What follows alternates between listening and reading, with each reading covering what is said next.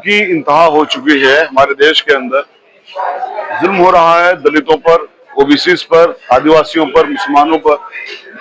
और ये जुल्म इसलिए हो रहा है ताकि 85% लोगों को ये अलग थलग कर सके, 85% लोगों पर ये राज कर सके। अंग्रेज भी यही काम करते थे, फर्क इतना है कि वो गोरे लोग थे, गोरे लोगों का जुल्म था, या गोरे अंग्रेज थे वो। अब यहाँ पर हमारे ही लोगों में से उसी वाली पॉलिसी को चलाते हुए लोग आ गए हैं। पहले वक्त पे कब्जा, फिर सीजीआई साहब के पास जूता मारना क्योंकि उन्होंने वक्त पे फैसला दिया, बुलडोजर रोक दिया। फिर जो पुलिस प्रशासन में टॉपेस्ट ऑफिसर हो सकते हैं, आईपीएस ऑफिसर पूरन कुमार, उनको खुदकशी करने के लिए मजबूर कर देना। फिर रेवेन्यू ऑफिसर जो टॉपेस्ट पोस्ट है, प्रिंसिपल डायरेक्टर इनकम टैक्स सीमराज साहिबा जो साहब की बीवी है, उनको कानून के खिलाफ जाकर के, दफा 9 के खिलाफ जाकर के, दफा 7 के खिलाफ जाकर के उसको खाली करवा लेना।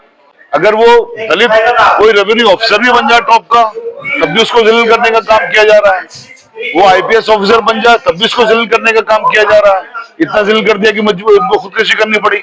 डॉक्टर साहब को 2 रातें सड़क पर गुजारनी पड़ी, सामान फेंक दिया गया सड़क पर।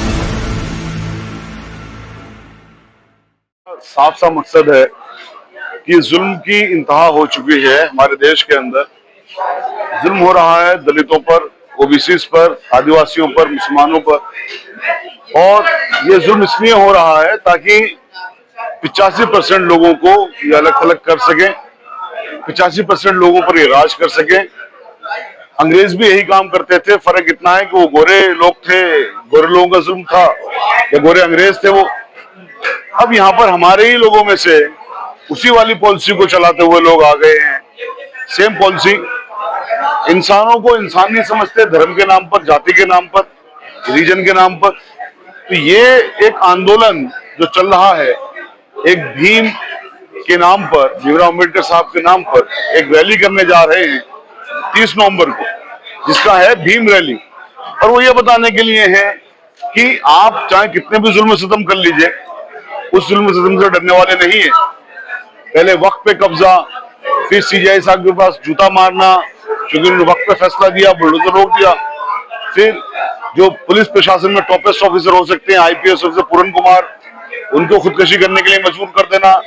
फिर रेवेन्यू ऑफिसर जो टॉपेस्ट पोस्ट है, प्रिंसिपल डायरेक्टर इनकम टैक्स सीमराज साहिबा जो साहब की बीवी है, उनको कानून के खिलाफ जाकर के, दफा 9 के खिलाफ जाकर के, दफा 7 के खिलाफ जाकर के उसको खाली करवा लेना।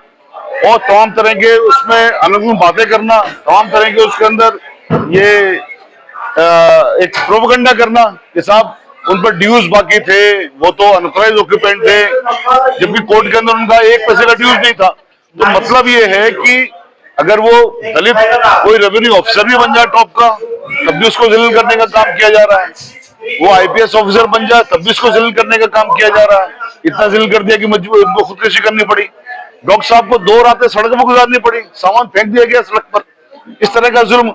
और मुसलमानों को तो आप रात दिन देखते ही हैं कि बुलडोजर चलाया जाता है। लेकिन आरोप ये है, जो अधिकारी थे उन्होंने सुसाइड किया, उन्होंने लिखा कि जाति के नाम पर सिस्टम को हाईजैक करना चाहते थे, ब्लैकमेल कर रहे थे। कहीं ना कहीं पिछली जाति उसका फायदा उठाकर, देखिए इतनी ज्यादा मतलब ये इंतहा हो गई कि एक ऐसे शख्स पे इल्जाम लगाया जा रहा है जिसने अपनी खुद की जान ले ली उत्पीड़न से तंग आकर के, उसको भी नहीं बख्शा जा रहा। और आपके इस सवाल से ही मतलब आप सोचिए ना कि मनवादी लोग कितने ताकत में होंगे कि वो सब लोगों के दिमाग में ये तक भरने में कामयाब हो गए कि साहब वो फायदा उठा रहे थे, वो सब चीज कर रहे थे। तो इससे ज्यादा शर्म की बात क्यों हो सकती है? किसी इंसान ने अपनी जान ले ली इतनी बड़ी पोस्ट पे। तो राजा होती हूँ भैया इतनी बड़ी पोस्ट पर रहने वाले। सर वही बता रहा हूँ ना कि आरोप की जो आप बात कर रहे हो, एक मरे हुए इंसान को तो बख्श दो यार। मतलब जाति के नाम पर इतना जहर घोलोगे सबके दिमागों में तो कैसे काम चलेगा? नहीं चल सकता। ये जो तमाम साजिशें हैं ये देश को तोड़ने की साजिशें हैं। 85% लोगों पर जो 15% लोग राज कर रहे हैं ना, ये उन्हीं सब चीजों की साजिश का हिस्सा है और कुछ भी नहीं है। एक प्यादा को अगर आगे साहब उसने अगर खुदकशी कर ली, आप देखिए ना उसने खुदकशी क्या करी है जिसकी आप बात कर रहे हो, या उसके पीछे भी कोई साजिश है? तो जब परतें खुलेंगी तो बहुत दूर तक जाएंगी। कातिल भी तुम, मुंसिफ भी तुम, शहंशाह भी तुम, इंसाफ क्या खाक होगा। जिस तरीके हम इन लोगों से इंसाफ की उम्मीद करें। एडवोकेट अनिल मिश्रा है, उन्होंने कहा कि अम्बेडकर ने संविधान नहीं लिखा था, BL राव ने लिखा था, उनकी फोटो हटाई जाए। अनिल मिश्रा जो आपने नाम लिया, अनिल मिश्रा जैसे लोग ही हैं 15% लोग जो मुसलमानों को, दलितों को, ओबीसी को, आदिवासियों को इंसान नहीं समझते, सिर्फ उनको भोग की वस्तु समझते हैं, उन पर सिर्फ राज करना चाहते हैं और कुछ भी नहीं है।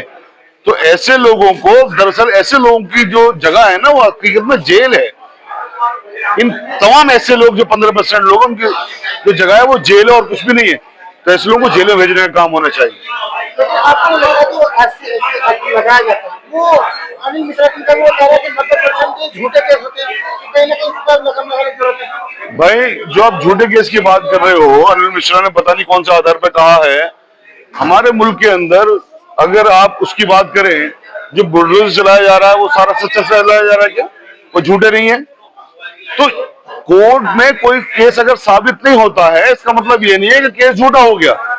वो केस कोर्ट में साबित नहीं हुआ, क्योंकि उसकी इन्वेस्टिगेशन तो इन्होंने करनी है ना। जो हाई कास्ट वाले लोग हैं उन्होंने करनी है, वो क्या इन्वेस्टिगेशन करेंगे? तो बेसिकली अगर वो कोर्ट में केस खारिज भी हो रहे हैं तो इन्वेस्टिगेशन, पुअर इन्वेस्टिगेशन की वजह से हो रहे हैं। और पुअर इन्वेस्टिगेशन जब तक होगी कुछ नहीं होगा। पुअर इन्वेस्टिगेशन कब तक होगी? जब तक इन लोगों के हाथ में सत्ता रहेगी। सर, जैसे सीजीआई पर राकेश किशोर को सोशल मीडिया पे हीरो बनाया जा रहा है, उसे कैसे देखते हैं? यही तो अफसोस की बात है, यही तो अफसोस की बात है। बड़े विडंबना यह है कि जाति के नाम पर आप उत्पीड़न कर रहे हो, धर्म के नाम पर उत्पीड़न कर रहे हो। यानी कि एक जो कहावत है ना, गांव में एक कहावत होती है, जबरा मारे और रोने भी ना दे। तो आप एक तो मार रहे हो, उत्पीड़न कर रहे हो, और ऊपर से फिर आप कहोगे सब तुम ही गुनहगार हो, तुम्हारे क्राइम। रक्षा कर रहे थे ना राकेश किशोर। सोचिए ना, वो सनातन की रक्षा नहीं कर रहे थे। सनातन धर्म या कोई सा भी धर्म किसी के खिलाफ बात नहीं कर लेता है। वो कर रहे थे क्योंकि सीजीआई साहब एक दलित बिरादरी से आ जाते हैं, उनको पेट में दर्द इस बात का इतनी ऊंची पोस्ट पर कैसे पहुंच गए। दूसरा, उन्होंने वक्त पे फैसला कर दिया मुसलमानों के फेवर में। तीसरा, उन्होंने बुलडोजर रुकवा दिया। इस तरह की चीजें, तो उससे बहुत ज्यादा गुस्सा थे। तो बेसिकली एक तो दलित भी टॉप पर पोस्ट पर पहुंच गया, ऊपर से मुसलमानों के फेवर में दो उन्होंने फैसले कर दिए। ऐसे फैसले कर दिए कि मुसलमान जी सके, वरना तो मुसलमान तो बिल्कुल ये था कि समुद्र के अंदर जाकर डूब जाए। तो इसलिए ये उनको असली दर्द वो था। राकेश किशोर ये कह रहे हैं कि सीजीआई भी तो अपनी कुर्सी का गलत इस्तेमाल कर रहे हैं ना। क्या गलत कहूँ, इस्तेमाल कर दिया। अपमान कर रहे थे। जो सीजीआई साहब ने, जो जिस आदमी का आप नाम ले रहे हो, बेसिकली उस आदमी को तो जेल के अंदर होना चाहिए। अफसोस की बात है वो स्टेटमेंट दे रहा है और उसके स्टेटमेंट को कोट किया जा रहा है यहाँ पर कि साहब वो ऐसे इस तरह की बात कर रहा है। ऐसे आदमियों की बातों को आप सोचेंगे जरा सा, ऐसे आदमी को जेल में भेजने का काम होना चाहिए। आप लोग भी डिमांड करिए कि जेल में भेजिए।